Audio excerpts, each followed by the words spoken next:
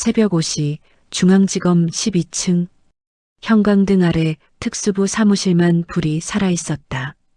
모니터 경고창이 빨갛게 번쩍이고 키보드 소리만 정적을 찢었다. 안 돼, 또 튕겼어. 마우스를 내려놓는 손에 땀이 묻었다. 옆에서 화면을 읽던 사람이 목이 잠긴 소리로 말하는데 전자접수 불가. 무결성 검증 실패. 계속 이거야. 벽시계를 보던 누군가가 숨을 삼켰어요. 재판까지 4시간 30분 남았습니다. 그 순간 문이 열리고 특수부장이 들어오자 공기가 더 차갑게 가라앉았다. 그는 화면을 한번 보고 짧게 내뱉었어요. 오늘 10시 전직 장관급 5명. 1조 횡령 언론 다 깔렸어. 지금 이 상태로 재판 못 열면 우리 조직이 사무실 안에서 누군가가 낮게 중얼거렸다. 이거 못 올리면 구속기한 끝나다 풀려나. 그때 누군가가 말했다. 지금부터 30분 안에 해결 못하면 오늘은 끝입니다. 이야기를 놓치기 싫으시면 구독, 좋아요, 알림 설정 한 번만 부탁드릴게요. 바로 시작하겠습니다. 새벽 5시 중앙지검 12층 복도에는 형광등 불빛만이 차갑게 빛나고 있었습니다. 이 시간 대부분의 검사들은 집에서 잠들어 있을 시간이죠. 하지만 특수부 사무실만큼은 예외였어요. 모니터 불빛이 어둠 속에서 여러 개 깜빡이고 있었고 키보드 두드리는 소리가 정적을 깨트리고 있었습니다. 안 돼, 또 튕겼어. 후배 검사 하나가 마우스를 내팽개치듯 책상에 내려놓았어요. 그의 얼굴에는 식은땀이 흐르고 있었습니다. 옆에 서 있던 선배 검사도 마찬가지였죠. 두 사람의 시선은 모니터 화면에 고정되어 있었어요. 화면에는 빨간 경고창이 떠 있었습니다. 파일 무결성 검증 실패, 전자접수 불가. 이 한 줄의 메시지가 지난 3시간 동안 그들을 괴롭혀왔던 겁니다. 오늘 오전 10시 대한민국을 뒤흔들 대형 비리 재판이 시작될 예정이었어요.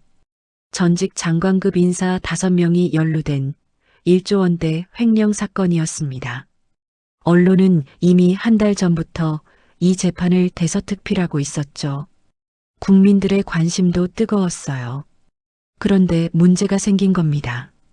핵심 공소장이 법원 전자 시스템에 접수되지 않는 거예요. 아무리 시도해도 파일이 열리지 않았습니다. 전자서명이 깨졌다는 메시지만 반복해서 뜰 뿐이었죠. 재판까지 4시간 30분 남았습니다. 벽시계를 보던 후배 검사가 떨리는 목소리로 말했어요.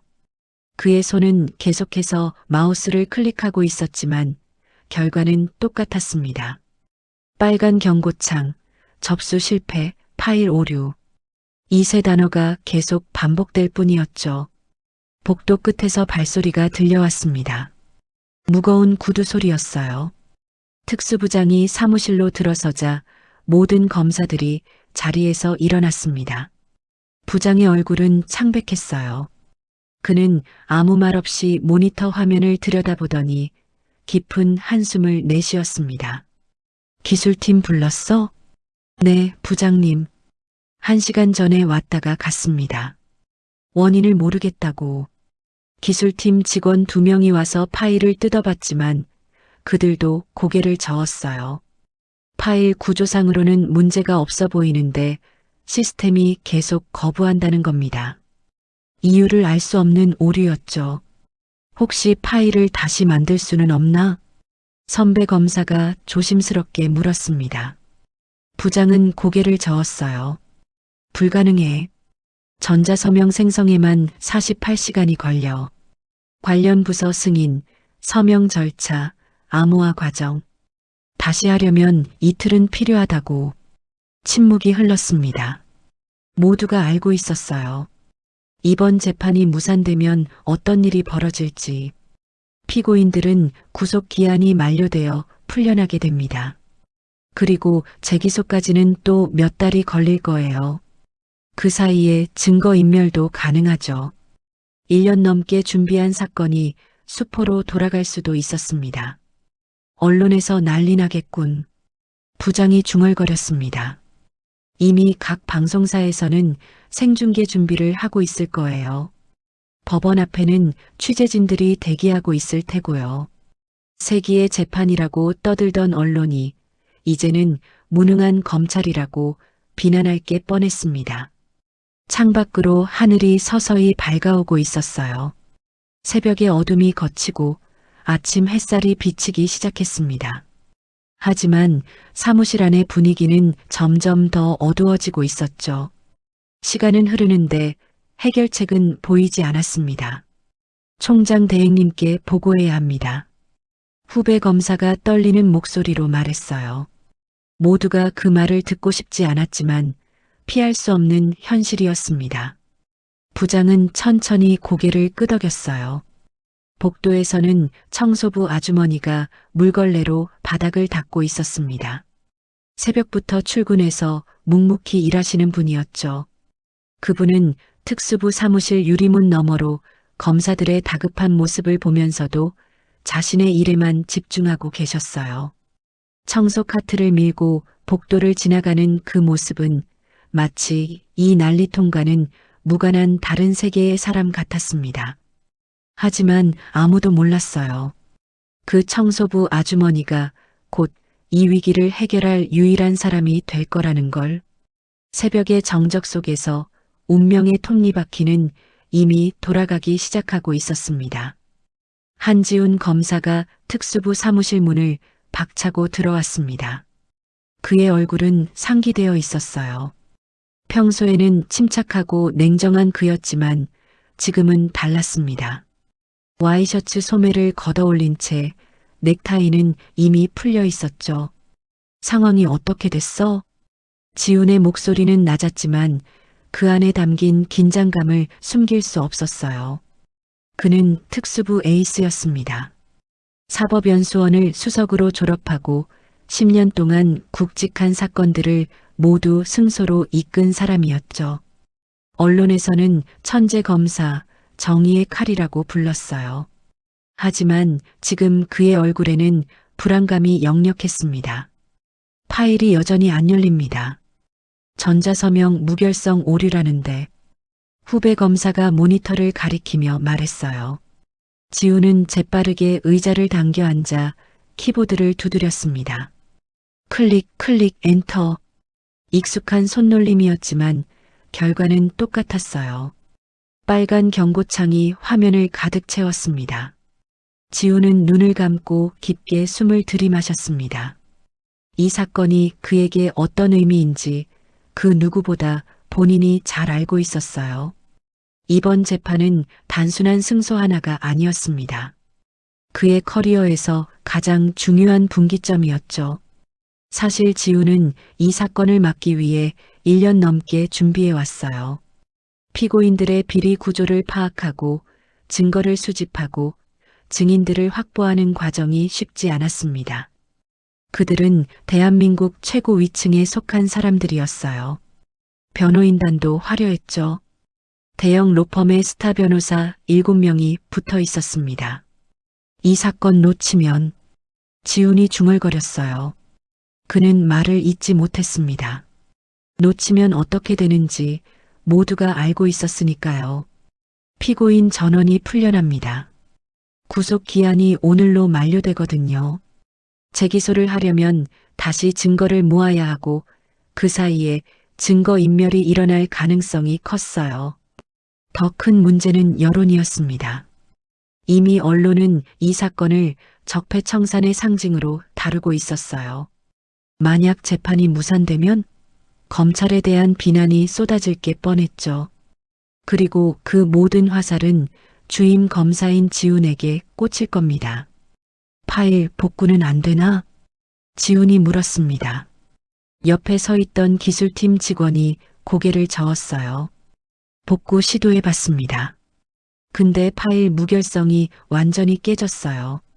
어디서부터 잘못된 건지 파악이 안 됩니다. 백업은? 백업 파일도 같은 오류가 나요. 원본을 복사한 거라.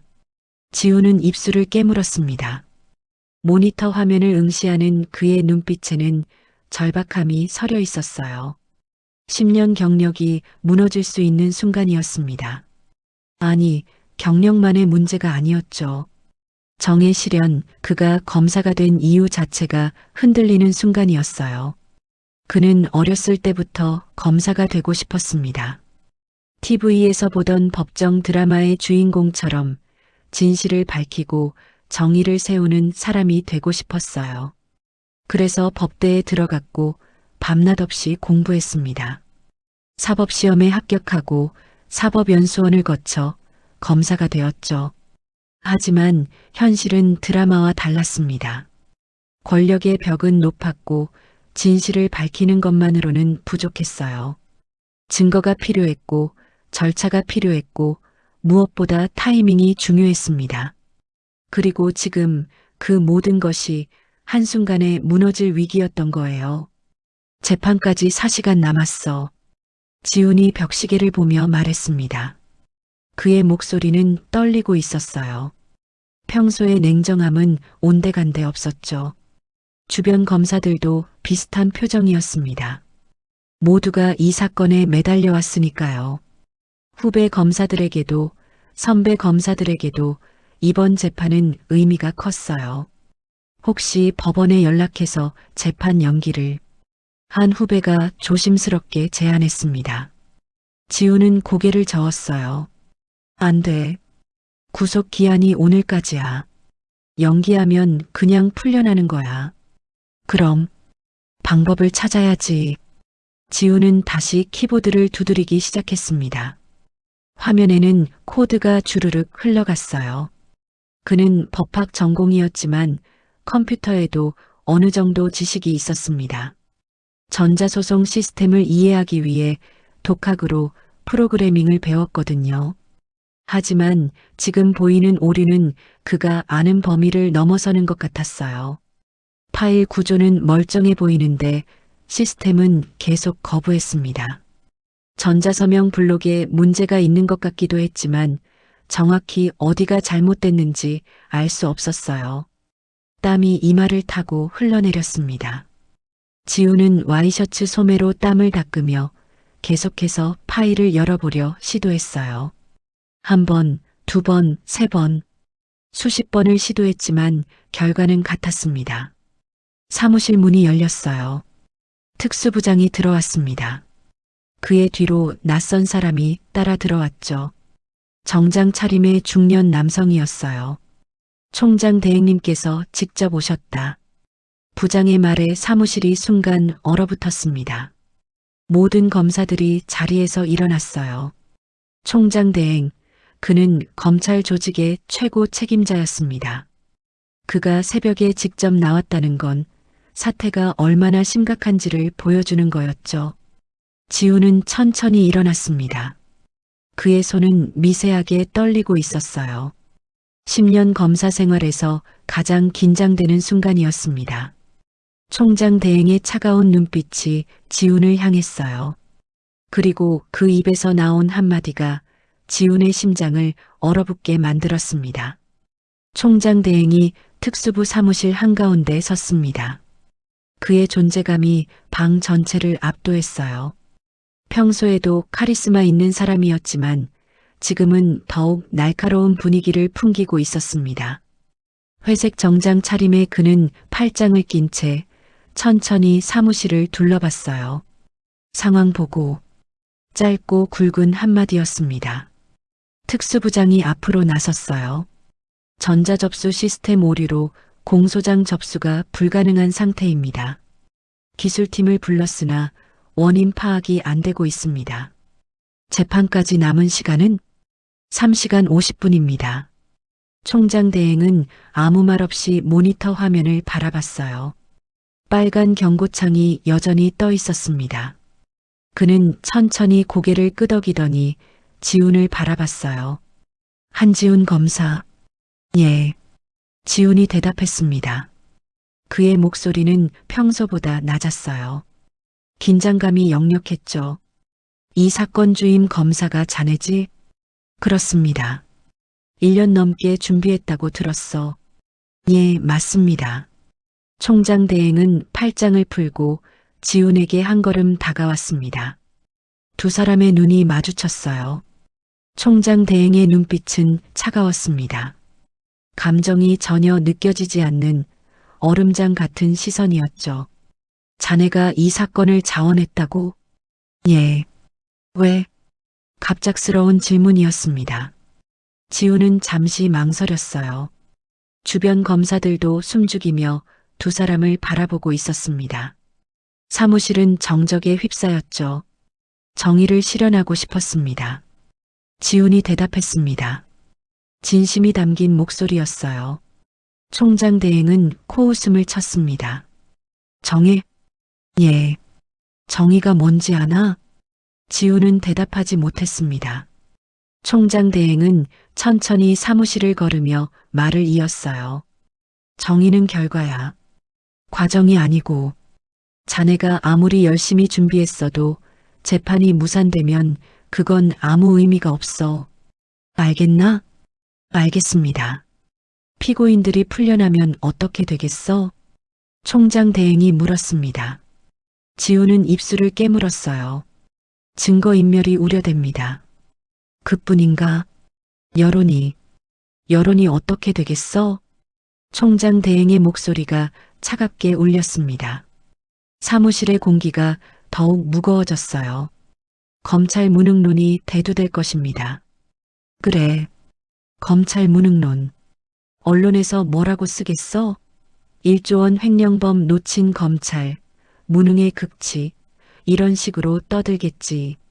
그리고 그 화살은 전부 어디로 향하겠나? 저에게 향할 것입니다. 틀렸어. 총장 대행이 지훈의 답을 잘랐습니다. 지훈은 고개를 들어 그를 바라봤어요. 화살은 검찰 전체로 향해. 자네 한 사람의 문제가 아니야. 검찰 조직 전체의 신뢰가 무너지는 거지. 침묵이 흘렀습니다.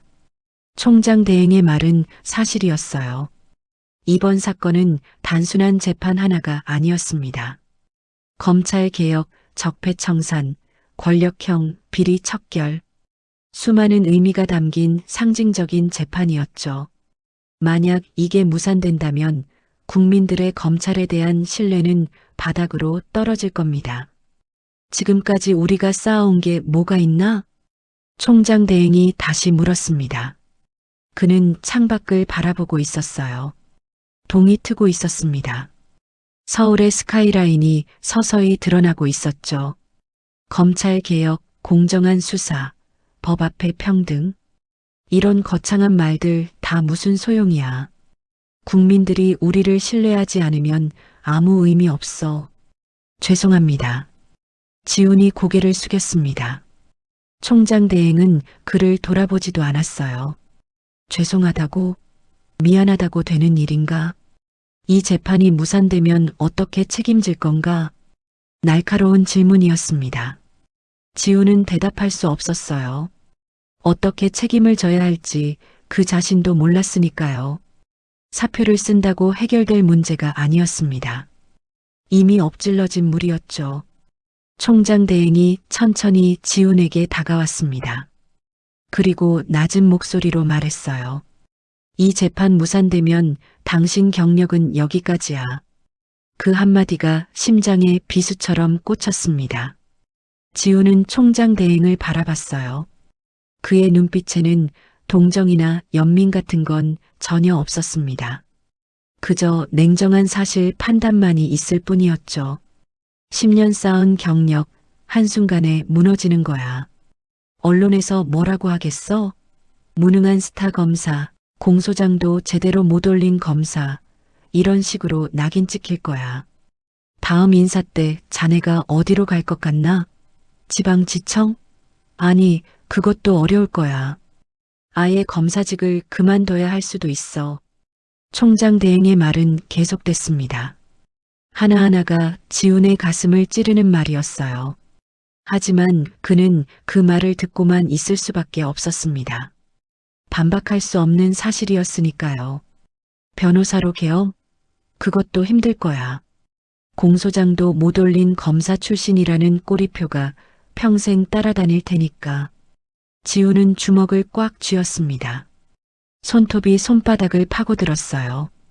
고통이 느껴졌지만 그건 마음의 고통에 비하면 아무것도 아니었습니다. 이게 현실이야, 한 검사. 자네가 꿈꿨던 정인이 진실이니 하는 건 다 좋아. 근데 결과가 없으면 아무 소용없어. 총장 대행은 시계를 봤습니다. 3시간 40분 남았어. 그 안에 해결 못하면 자네 인생은 끝이야. 차가운 선고였습니다. 사형 선고나 다름없었죠. 지우는 고개를 숙인 채 아무 말도 하지 못했습니다. 주변 검사들도 마찬가지였어요. 모두가 숨죽이며 상황을 지켜보고 있었습니다. 해결 방법을 찾아봐. 어떻게든. 총장 대행이 마지막으로 한마디 더 했습니다. 그리고 돌아서서 사무실을 나갔어요. 문이 닫히자 사무실에는 무거운 침묵만이 남았습니다. 지우는 여전히 고개를 숙이고 있었어요. 그의 어깨가 미세하게 떨리고 있었습니다. 10년 검사 생활, 그 모든 것이 3시간 안에 무너질 수 있다는 현실. 그건 받아들이기 힘든 진실이었습니다. 하지만 시간은 계속 흘러가고 있었어요. 벽시계의 초침이 째깍째깍 소리를 내며 돌아갔습니다. 그 소리가 지훈의 귓가에서 점점 크게 울렸어요. 카운트다운이 시작된 겁니다. 특수부 사무실은 죽음의 정적에 휩싸여 있었습니다. 총장 대행이 떠난 뒤 아무도 입을 열지 않았어요. 지우는 여전히 의자에 앉아 모니터만 응시하고 있었고 다른 검사들은 서로 눈치만 보고 있었죠. 복도에서 물소리가 들려왔습니다. 물걸레를 적시는 소리, 물통을 끄는 소리, 청소 카트의 바퀴가 복도 바닥을 구르는 소리도 들렸어요. 누군가 청소를 하고 있었습니다. 청소부 아주머니였습니다. 50대 중반으로 보이는 분이었어요. 회색 작업복을 입고 머리에는 수건을 두르고 계셨죠. 매일 새벽 오시면 출근해서 검찰청 건물을 청소하는 분이었습니다. 아주머니는 특수부 사무실 앞 복도를 닦고 계셨어요. 물걸레로 바닥을 쓸고 구석구석 먼지를 닦아내고 묵묵히 자신의 일을 하는 모습이었습니다. 유리문 너머로 검사들의 다급한 모습이 보였지만 아주머니는 신경 쓰지 않았어요. 그저 자기 일에만 집중했죠. 하지만 잠시 후 아주머니의 손이 멈췄습니다. 사무실 안에서 들려오는 대화 소리 때문이었어요. 유리문이 살짝 열려 있어서 아내 소리가 밖으로 새어나왔습니다. 정말 방법이 없는 건가? 한 검사가 절망적인 목소리로 물었어요. 파일 구조는 멀쩡한데 전자서명만 계속 오류가 나. 이유를 모르겠어. 기술팀에서도 손을 들었잖아. 그럼 어떻게 해? 이대로 재판 포기해야 하나? 검사들의 대화는 계속됐습니다. 절박함이 묻어나는 목소리들이었어요. 아주머니는 물걸레를 쥔 채 그 소리를 듣고 있었습니다. 전자서명 오류.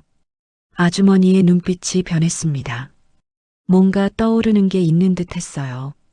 하지만 곧 고개를 저으며 다시 청소를 시작했습니다. 내가 나설 일이 아니야 하는 표정이었죠. 사무실 안에서는 지훈이 다시 파일을 열어보려 시도하고 있었습니다. 수십 번째 시도였어요. 하지만 결과는 똑같았습니다. 빨간 경고창, 접수 실패, 무결성 오류. 젠장. 지훈이 책상을 주먹으로 쳤습니다. 둔탁한 소리가 사무실에 울렸어요. 주변 검사들이 깜짝 놀랐습니다. 평소 냉정하던 지훈이 이렇게 감정을 드러내는 건 처음 보는 일이었거든요. 10년을 준비했는데 이렇게 끝나는 건가? 지훈의 중얼거림이 들렸습니다. 그의 목소리에는 절망이 묻어 있었어요. 후배 검사 하나가 조심스럽게 다가왔습니다. 선배님, 혹시 코드를 직접 수정해 보는 건 안 돼. 함부로 건드리면 더 꼬일 수 있어. 그럼 기다리는 수밖에 없어. 누가 해결책을 찾아줄 때까지. 하지만 누가 해결책을 찾아줄까요? 기술팀도 손을 들었고 시스템 개발사에 연락했지만 새벽이라 연결이 안 됐어요. 시간은 계속 흘러가는데 방법은 보이지 않았습니다. 복도에서 청소하던 아주머니가 다시 멈췄습니다. 사무실 안에 대화가 계속 들려왔어요. 전자서명 블록이 문제라는 건 확실한데 어디가 잘못됐는지 모르겠어. 파일 끝부분에 뭔가 추가된 것 같기도 하고. 근데 육안으로는 안 보이잖아. 아주머니의 미간이 찌푸려졌습니다. 파일 끝부분에 뭔가 추가됐다는 말이 귓가에 맴돌았어요. 그 순간 아주머니의 머릿속에 무언가 번쩍 떠올랐습니다. 혹시 아주머니는 물걸레를 내려놓고 천천히 특수부 사무실 문 앞으로 다가갔습니다. 유리문 너머로 검사들의 모습이 보였어요. 모두가 모니터를 둘러싸고 있었습니다. 아주머니는 잠시 망설였어요. 내가 들어가도 될까? 하는 생각이 들었습니다. 하지만 곧 결심한 듯 문을 노크했죠. 똑똑. 검사들이 일제히 문을 쳐다봤습니다. 청소부 아주머니가 서 있었어요. 검사들은 어리둥절한 표정을 지었습니다. 왜 청소부가 여기 왔을까? 저기. 아주머니가 조심스럽게 입을 열었습니다. 목소리가 떨리고 있었어요. 긴장하고 있는 게 역력했죠. 무슨 일이세요? 한 검사가 물었습니다. 약간 짜증 섞인 말투였어요. 지금 이런 상황에 청소부가 왜 끼어드냐는 뉘앙스였습니다. 아주머니는 잠시 머뭇거렸습니다. 하지만 곧 용기를 내어 말했어요. 파일 문제 있다고 하셨죠? 네, 그런데요. 혹시 파일 끝부분 확인해 보셨나요? 갑작스러운 질문이었습니다. 검사들은 서로 얼굴을 마주봤어요. 무슨 소리인가 하는 표정들이었죠. 파일 끝부분이요? 네. 공백줄이 하나 더 붙은 것 같은데요. 아주머니의 말에 사무실이 조용해졌습니다. 검사들은 아주머니를 물끄러미 쳐다봤어요. 청소부가 무슨 파일 구조를 안다고 하는 눈빛이었습니다. 하지만 지우는 달랐습니다. 그는 아주머니를 주시하고 있었어요. 뭔가 심상치 않은 기운을 느낀 거죠. 공백줄이요? 지훈이 물었습니다. 아주머니는 고개를 끄덕였어요. 네. 파일 맨 끝에 보이지 않는 줄바꿈 문자가 하나 있으면 전자서명 블록 위치가 틀어질 수 있어요. 순간 사무실이 정적에 휩싸였습니다. 검사들은 아주머니를 멍하니 바라봤어요. 방금 이 사람이 뭐라고 했지? 전자서명 블록? 줄바꿈 문자? 지훈의 눈이 커졌습니다. 그는 재빠르게 일어나 아주머니에게 다가갔어요. 그걸 어떻게 아세요? 목소리에 긴장감이 실려 있었습니다. 아주머니는 잠시 망설이더니 조용히 대답했어요. 예전에 이 시스템 만들었거든요. 폭탄 선언이었습니다. 시간이 멈춘 듯 했습니다. 사무실 안의 모든 검사가 청소부 아주머니를 응시했어요. 방금 그 입에서 나온 말을 믿을 수 없다는 표정들이었죠. 뭐라고 하셨죠? 한 검사가 되물었습니다. 아주머니는 침착하게 대답했어요. 전자소송 시스템 초창기 개발자였습니다. 2008년부터 2012년까지 이 시스템 구축 프로젝트에 참여했어요. 지우는 아주머니를 위아래로 훑어봤습니다. 회색 작업복, 고무장갑, 머리에 두른 수건. 어느 모로 봐도 시스템 개발자 같지 않았어요. 하지만 방금 그가 한 말은 전문가의 그것이었습니다. 증명할 수 있나요? 지훈이 물었습니다. 신중한 어조였어요. 아주머니는 잠시 생각하더니 사무실 안으로 들어왔습니다. 검사들이 자리를 비켜줬죠. 아주머니는 모니터 앞에 섰습니다. 화면에는 여전히 빨간 경고창이 떠 있었어요. 그는 마우스를 잡고 빠르게 몇 번 클릭했습니다. 메뉴가 펼쳐지고 하위 옵션들이 나타났어요. 여기 디버그 모드 있죠? 아주머니가 화면을 가리켰습니다. 검사들은 서로 얼굴을 마주봤어요.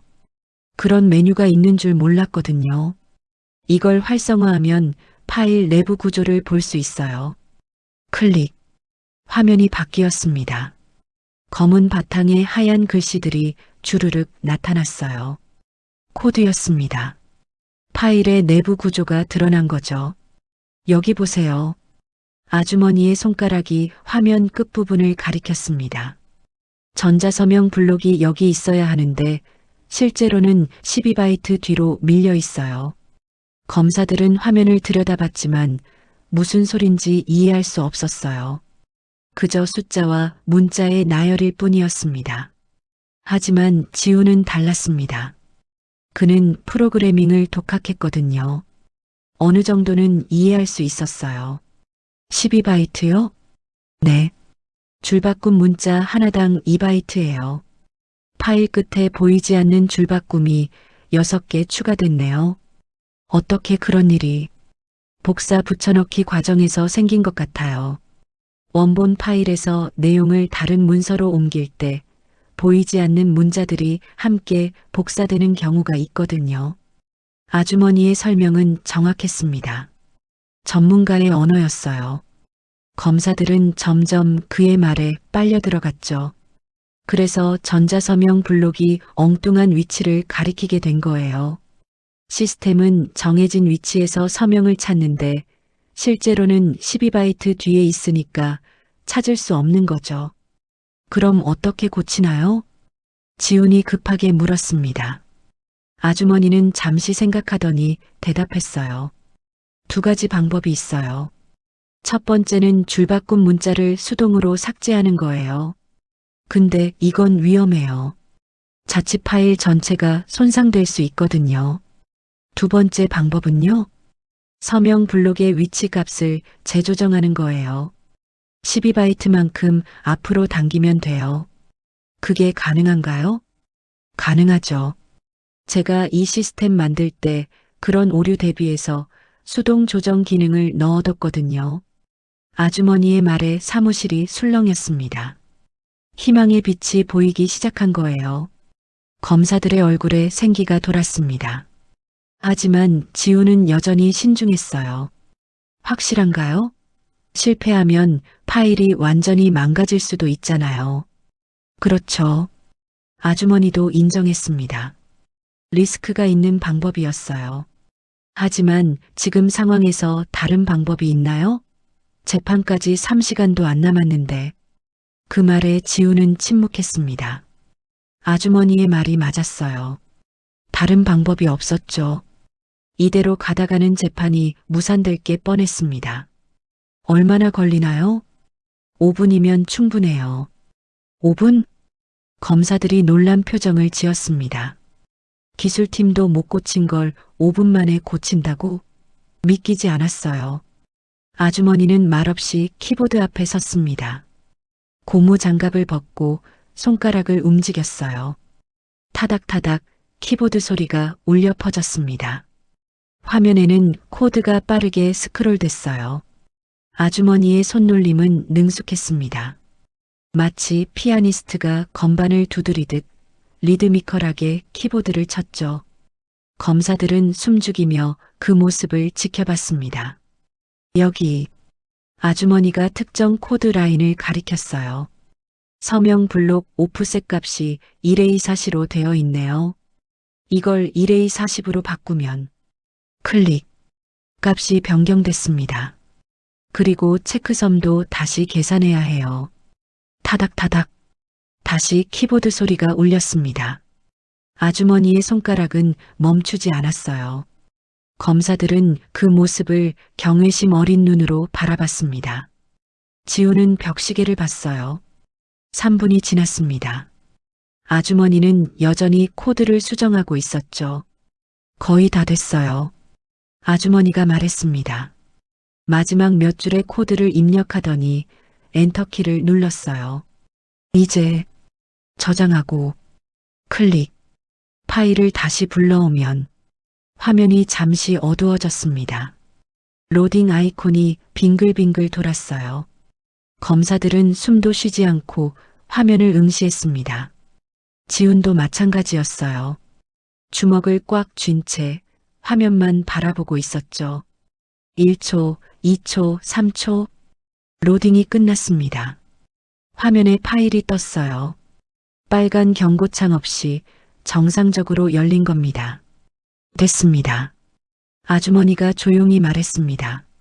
순간 사무실이 폭발했어요. 됐어.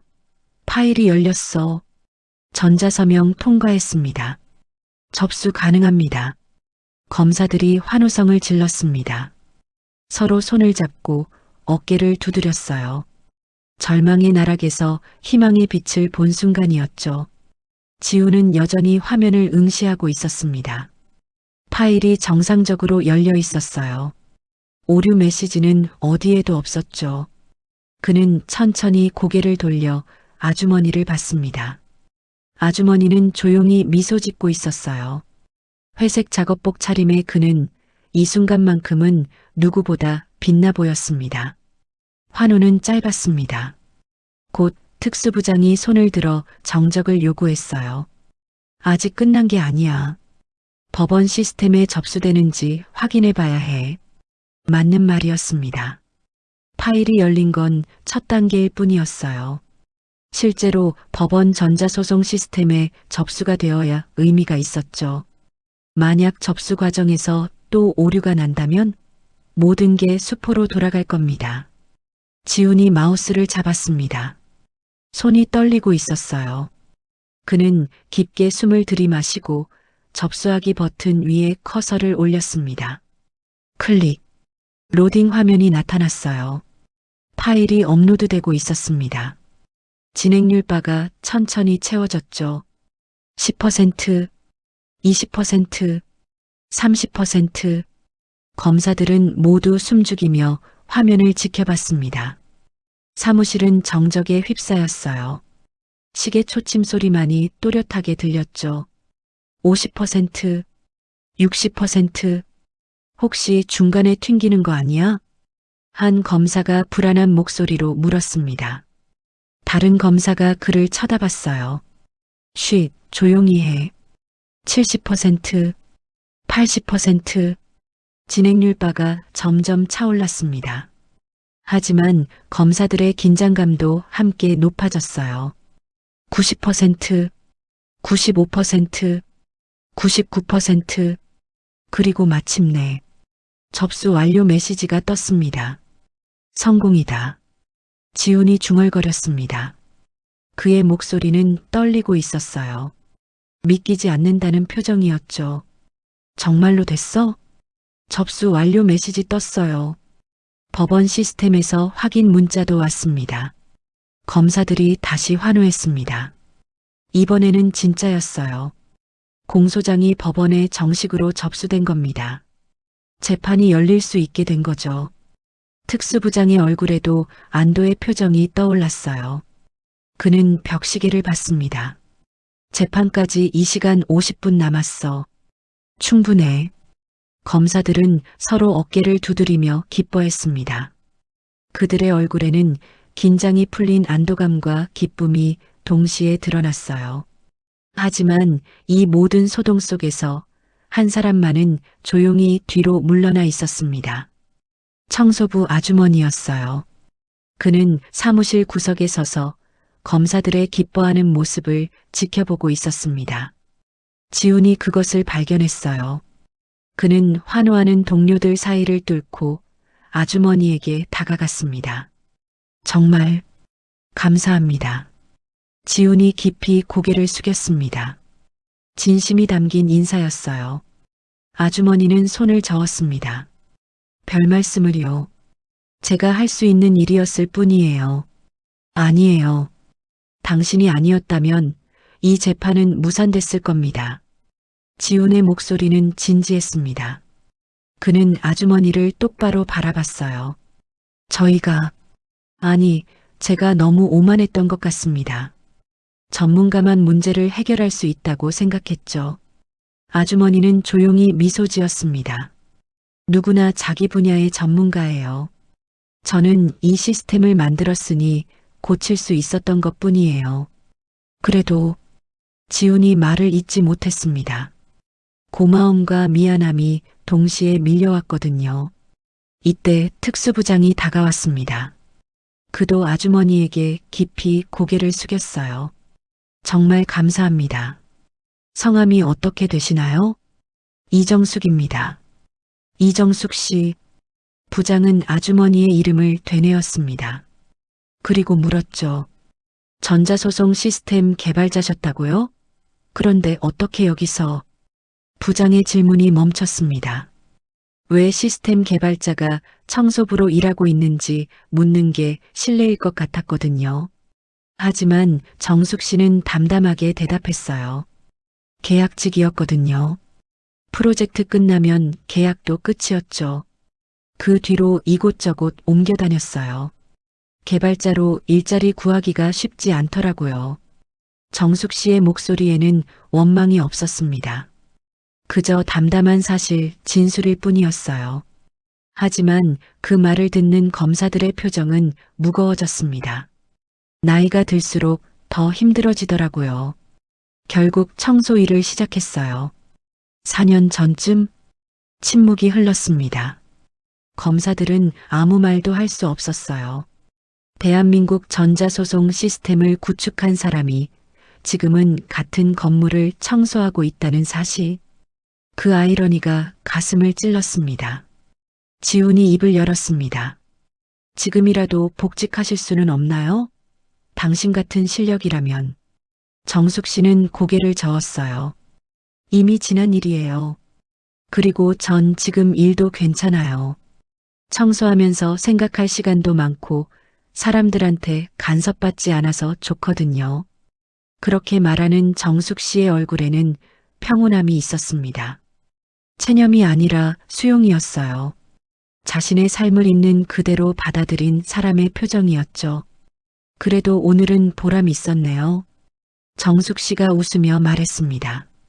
제가 만든 시스템이 아직도 쓰이고 있다는 것도 신기하고 그걸 제가 직접 고칠 수 있어서 기뻤어요. 검사들은 숙연해졌습니다. 이 사람의 담담함이 오히려 더 마음을 무겁게 만들었어요. 이제 청소마저 할게요. 다른 층도 해야 해서. 정숙 씨가 사무실을 나가려 했습니다. 지훈이 재빨리 그를 붙잡았어요. 잠깐만요. 최소한 보상이라도. 괜찮아요. 정숙 씨는 단호하게 말했습니다. 전 제 일을 한 것뿐이에요. 보상 같은 건 필요 없어요. 하지만 정말 괜찮아요. 정숙 씨는 미소를 지으며 사무실을 나갔습니다. 복도로 나가서 다시 청소 카트를 끌었어요. 물걸레를 적시고 바닥을 닦기 시작했죠. 마치 아무 일도 없었다는 듯이. 검사들은 유리문 너머로 그 모습을 바라봤습니다. 묵묵히 자기 일을 하는 정숙 씨의 뒷모습이 어쩐지 숭고해 보였어요. 우리가 너무 몰랐던 것 같아. 한 검사가 중얼거렸습니다. 뭘? 이 건물에, 이 사회에 얼마나 많은 사람들이 이름 없이 일하고 있는지. 다른 검사들도 고개를 끄덕였어요. 오늘 그들은 중요한 걸 배웠습니다. 정의는 법복 입은 사람들만 실현하는 게 아니라는 것을. 때로는 작업복 입은 사람이 더 큰 정의를 이룰 수 있다는 것을. 사실 정숙 씨가 파일을 고치는 데 걸린 시간은 5분이 아니었습니다. 정확히는 3분 20초였어요. 하지만 검사들에게는 그 시간이 영원처럼 느껴졌죠. 지우는 다시 의자에 앉아 방금 일어난 일을 곱씹어 봤습니다. 파일이 고쳐진 것도 놀라웠지만 더 놀라운 건 정숙 씨의 실력이었어요. 기술팀 직원 2명이 1시간 넘게 붙잡고 있던 문제를 그는 3분 만에 해결했습니다. 도대체 이 사람은? 지훈의 머릿속에 의문이 피어올랐어요. 전자소송 시스템을 만든 개발자라고 했죠. 그런 사람이 왜 청소 일을 하고 있을까? 도대체 무슨 일이 있었던 걸까? 지훈은 컴퓨터 앞에 앉아 내부 인사 시스템에 접속했습니다. 직원 정보를 검색할 수 있는 시스템이었어요. 이정숙이라는 이름을 입력했죠. 몇 개의 결과가 나왔습니다. 같은 이름을 가진 사람이 여러 명 있었어요. 하지만 그중 한 명의 프로필이 눈에 띄었습니다. 이정숙, 청소용역 직원, 근무기간 4년 2개월. 간단한 정보만 있었어요. 생년월일, 연락처, 근무부서. 그게 전부였습니다. 경력사항이나 학력은 기재되어 있지 않았죠. 이상하네. 지우는 더 깊이 파고들었습니다. 검찰청 내부망에서 과거 프로젝트 기록을 검색했어요. 전자소송 시스템 구축 프로젝트를 찾았죠. 2008년부터 2012년까지 진행된 대형 프로젝트였습니다. 예산 500억 원, 참여 인력 200명. 대한민국 사법 시스템을 디지털화하는 야심찬 계획이었어요. 프로젝트 참여자 명단을 열었습니다. 주르륵 이름들이 나왔어요. 프로젝트 매니저, 시스템 아키텍트, 개발자, 디자이너. 수많은 사람들의 이름이 있었죠. 하지만 이정숙이라는 이름은 보이지 않았습니다. 없어. 지우는 의아했어요. 정숙 씨가 거짓말을 한 걸까? 아니, 그럴 리 없었습니다. 그의 실력을 봤잖아요. 시스템 내부 구조를 속속들이 알고 있었죠. 거짓말쟁이가 그럴 수 있을까? 지우는 다시 명단을 살펴봤습니다. 이번에는 더 꼼꼼하게 끝까지 읽어내려갔어요. 그리고 명단 맨 마지막 부분에서 작은 글씨로 된 주석을 발견했습니다. 외주 용역 계약직 코드 최적화 및 버그 수정 담당. 그 밑에 몇 개의 이름이 있었어요. 그 중 하나가 이정숙이었습니다. 외주 용역. 지우는 이해했습니다. 정숙 씨는 정규직 개발자가 아니었어요. 계약직으로 프로젝트에 참여했던 겁니다. 그래서 공식 명단에는 이름이 없었던 거죠. 단지 주석에만 작은 글씨로 기록되어 있었습니다. 지우는 계속 읽어내려갔어요. 프로젝트 보고서도 열어봤습니다. 그곳에는 프로젝트 진행 과정이 상세히 기록되어 있었죠. 2010년 7월 시스템 안정성 문제 발생. 잦은 오류와 충돌로 프로젝트 지연 위기. 2010년 8월 외주 개발자 투입. 코드 전면 재구성 작업 시작. 2010년 12월 시스템 안정화 완료. 오류율 95% 감소. 지훈의 눈이 커졌습니다. 2010년 8월에 투입된 외주 개발자가 누구일까요? 명단을 확인해 보니 이정숙이었습니다. 이 사람이 시스템을 살렸구나. 프로젝트가 난항을 겪고 있을 때 정숙 씨가 투입됐어요.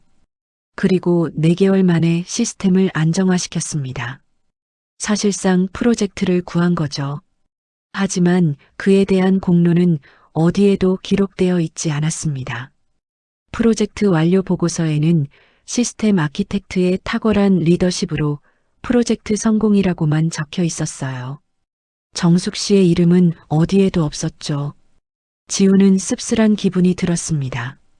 결과물은 남았지만 그것을 만든 사람은 잊혔어요. 아니, 애초에 기억되지도 않았습니다. 계약직이었으니까요. 용역 직원이었으니까요. 그리고 여자였으니까. 지우는 문득 그런 생각이 들었습니다. 2010년 한국 IT 업계에서 여성 개발자는 흔하지 않았어요. 특히 나이 든 여성 개발자는 더더욱. 설령 실력이 뛰어나도 인정받기 어려웠을 겁니다. 지우는 컴퓨터 화면을 끄고 창밖을 바라봤습니다. 해가 떠오르고 있었어요.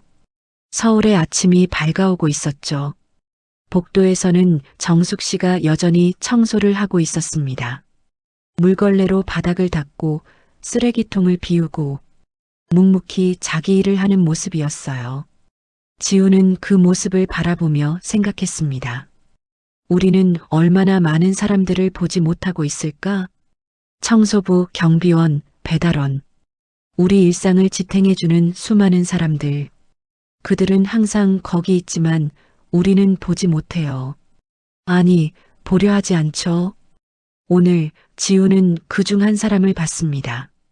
그리고 그 사람에게서 구원받았어요. 10년 경력이 무너질 뻔한 순간에 청소부 아주머니가 손을 내밀어줬습니다. 감사합니다, 정숙 씨. 지우는 마음속으로 다시 한번 감사 인사를 전했어요. 그리고 다짐했습니다. 이 일을 잊지 않겠다고. 이름 없는 사람들의 노고를 기억하겠다고. 오전 9시 검사들은 법정으로 향할 준비를 하고 있었습니다. 소송 서류를 챙기고 넥타이를 고쳐매고 긴장된 표정들이었지만 아침의 위기를 넘긴 덕분에 자신감도 엿보였어요. 지훈도 가방을 챙기고 있었습니다. 하지만 그의 머릿속에는 정숙 씨의 모습이 계속 맴돌았어요. 그냥 이대로 보낼 수는 없었습니다. 최소한 제대로 된 감사라도 전해야 했죠. 지훈은 복도로 나갔습니다. 정숙 씨는 14층 복도를 청소하고 계셨어요. 지훈이 다가가자 정숙 씨는 고개를 들었습니다. 아, 한 검사님. 정숙 씨, 잠깐 시간 괜찮으세요? 네, 무슨 일이세요? 지훈은 잠시 망설이다가 물었습니다. 정말 궁금해서 그러는데. 누구십니까? 네. 정숙 씨가 의아한 표정을 지었어요. 제 소개는 아까 했잖아요. 전자소송 시스템 개발자였다고. 아니, 그게 아니라. 지훈이 말을 끊었습니다. 전자소송 시스템 개발 프로젝트 기록을 봤어요. 2010년에 시스템이 위기에 빠졌을 때 그걸 살린 사람이 정숙 씨더군요. 정숙 씨의 표정이 약간 굳었습니다. 그걸 어떻게 하셨어요? 프로젝트 보고서에 있었습니다. 외주 용역 개발자가 코드를 재구성해서 시스템을 안정화시켰다고. 그게 정숙 씨였죠? 정숙 씨는 잠시 침묵했습니다. 그리고 천천히 고개를 끄덕였어요. 네, 맞아요. 그런 실력을 가진 분이 왜 지금 여기서 청소를 하고 계신 겁니까?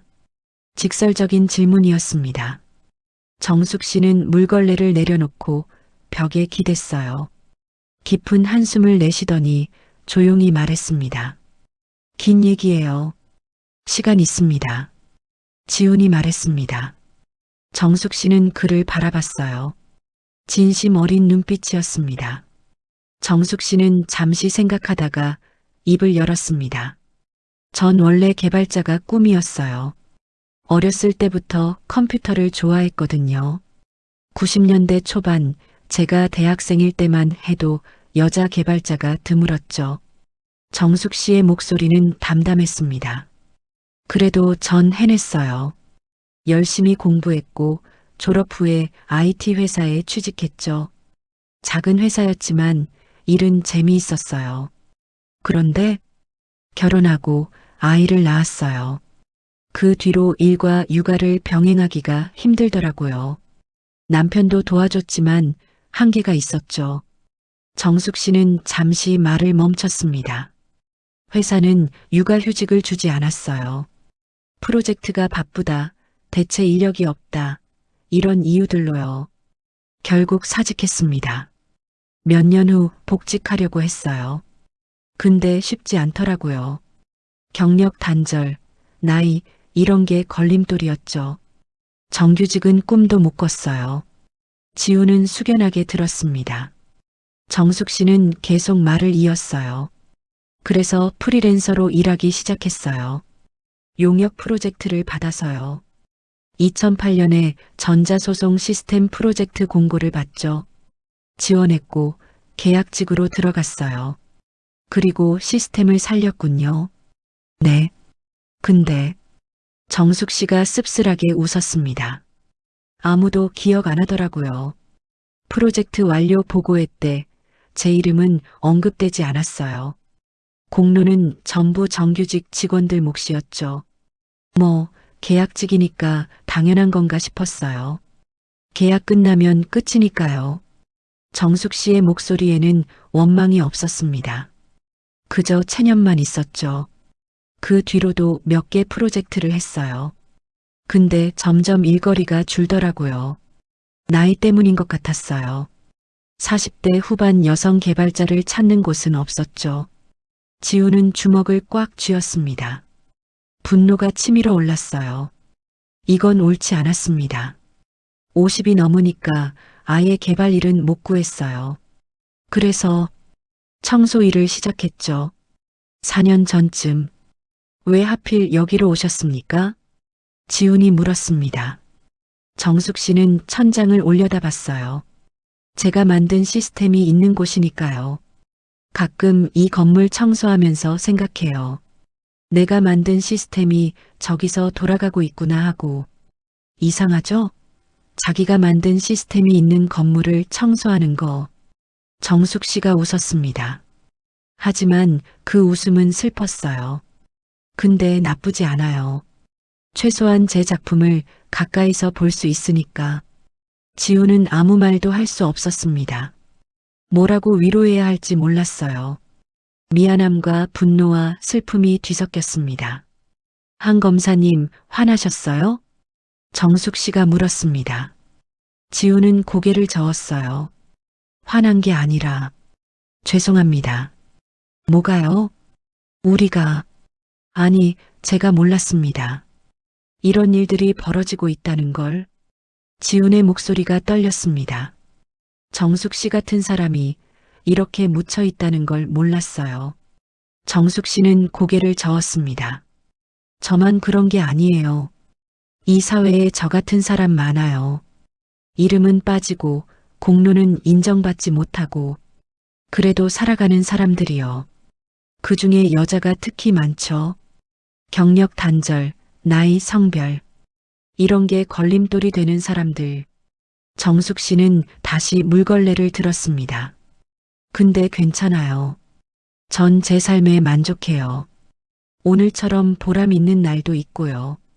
지우는 그 말을 듣고 깊이 고개를 숙였습니다. 죄송합니다. 그리고 감사합니다. 괜찮아요. 이제 가보세요.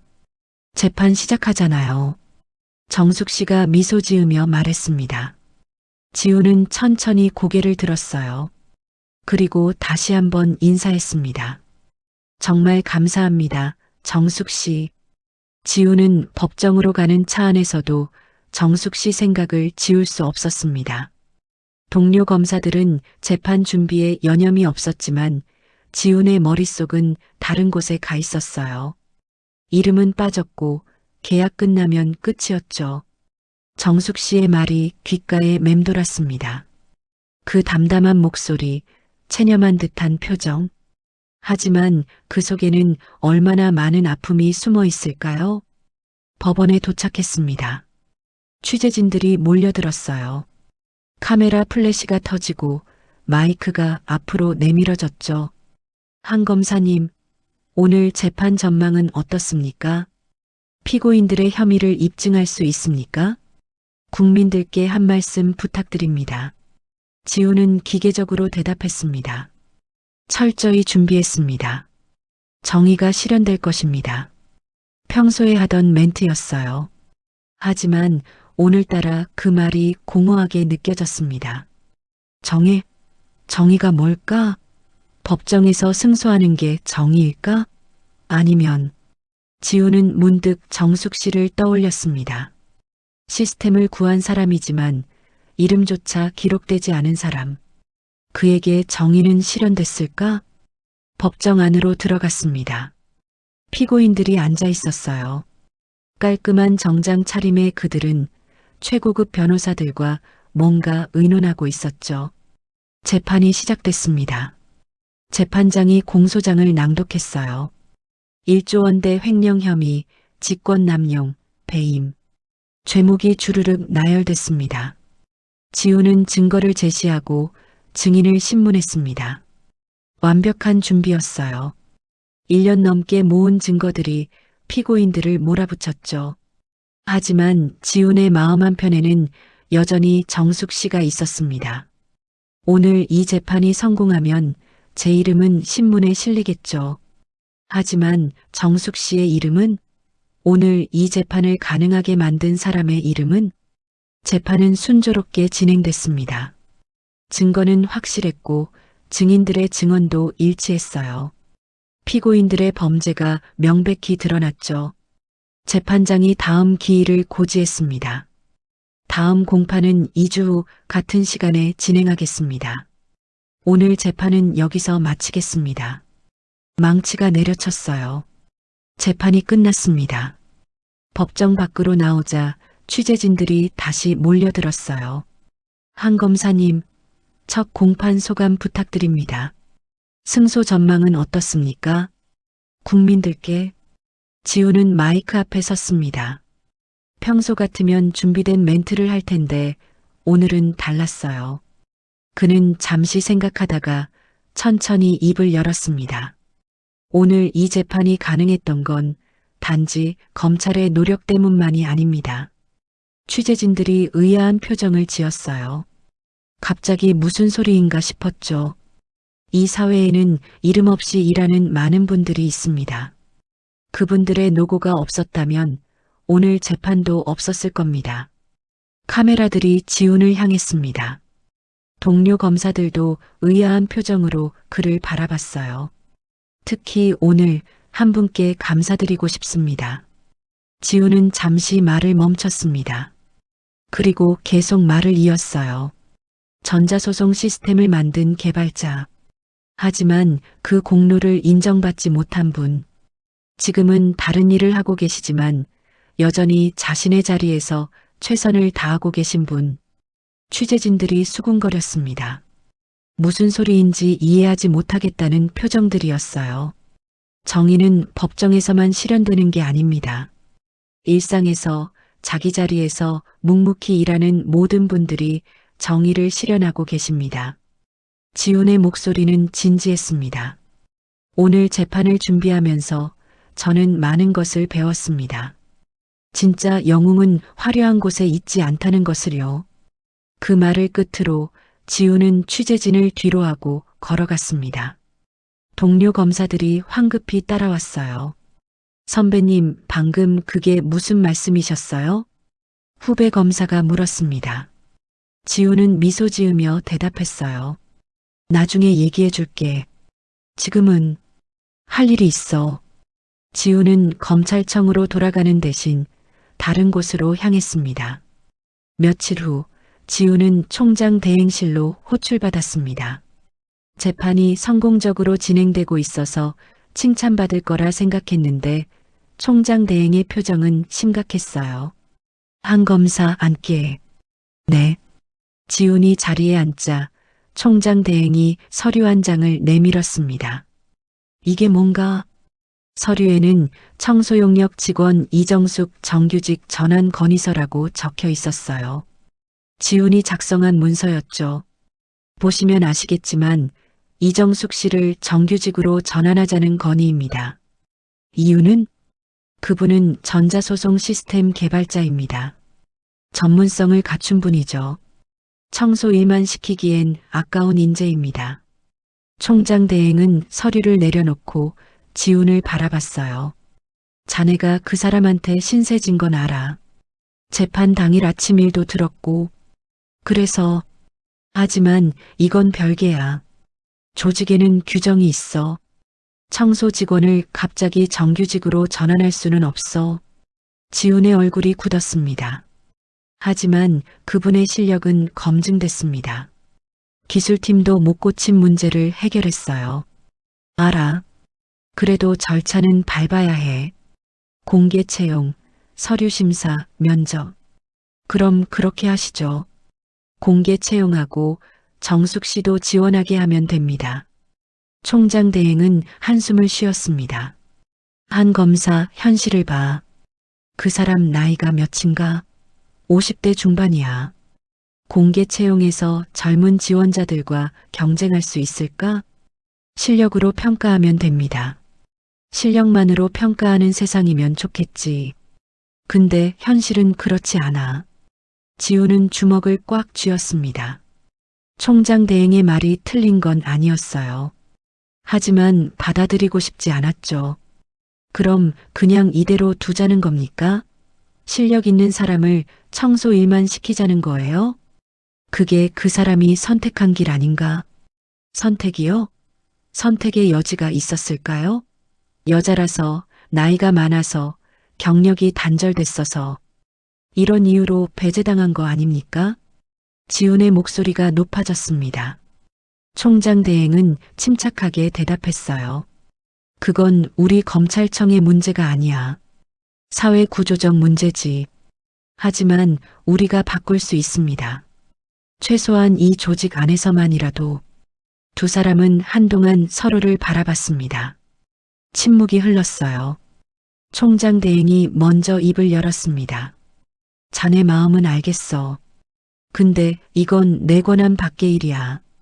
인사위원회를 거쳐야 하고 예산도 확보해야 하고. 그럼 제가 하겠습니다. 뭘? 인사위원회 설득도 예산 확보도 제가 해보겠습니다. 지훈의 눈빛은 단호했습니다. 총장 대행은 그를 물끄러미 바라봤어요. 정말 하겠다는 건가? 네. 쉽지 않을 거야. 알고 있습니다. 총장 대행은 한참을 생각하더니 고개를 끄덕였습니다. 좋아. 해봐.